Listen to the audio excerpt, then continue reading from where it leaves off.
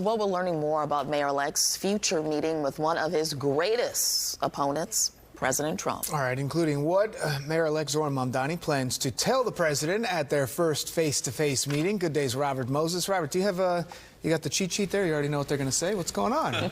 Kind of investigative reporting. To be a fly on the wall at this meeting. Definitely. Oh, I'd love to be inside for that. Good morning to both of you. With Mayor-elect Zoran Mamdani taking office in a little more than 6 weeks from now, we now know that there are plans in the works to set up an in-person meeting with President Donald Trump. On Sunday night, the president said that Mamdani wants to come to Washington to meet with him.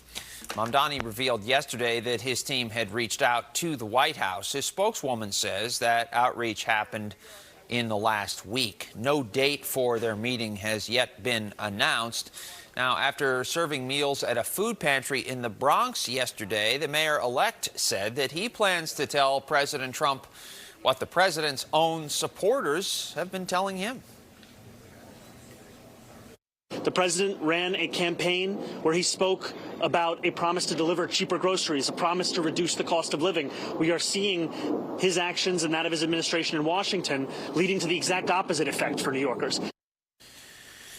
Mayor Eric Adams remains in Israel this morning. He had been scheduled to return to the city today, but will now travel on to Uzbekistan before coming back here Sunday. The mayor met with Israeli Prime Minister Benjamin Netanyahu, who thanked him for, quote, his great support of Israel and for being a true friend of the Jewish people. The mayor had previously said that if he were a Jewish New Yorker, he'd be concerned about his children, a clear dig at Mamdani. The mayor-elect responded by questioning the mayor's priorities in his final days in office.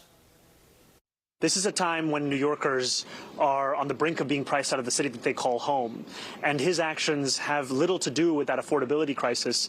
And what they show, in fact, is why New Yorkers are so desperate for a new administration, one that will focus on the needs of the city and will look to speak to working class New Yorkers as to what those needs are, as opposed to war criminals. That's a reference to the charges brought against Netanyahu by the International Criminal Court for his actions in Gaza.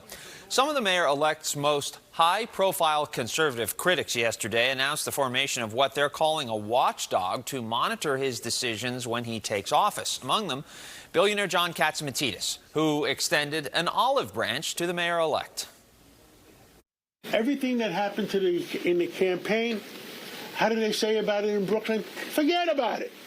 The one thing that we all hold in common is we all love New York. And we want New York to go in the right direction, and we want New York to thrive like it always has. I've spoken with John in the past. I look forward to putting together an administration that will deliver on the needs of every single person that calls the city their home. A spokeswoman for Mamdani pointed to the somewhat optimistic tone that you heard from the watchdog members and said that the mayor-elect, quote, is already winning over his staunchest critics. So whether you look at his critics here or the one in Washington, I think everyone's coming to terms with the fact that, hey, this is happening in 40-something days, and we need to kind of all be on the same page. That's right. Reality setting in. All right, Robert, thank you very much. Well, the acting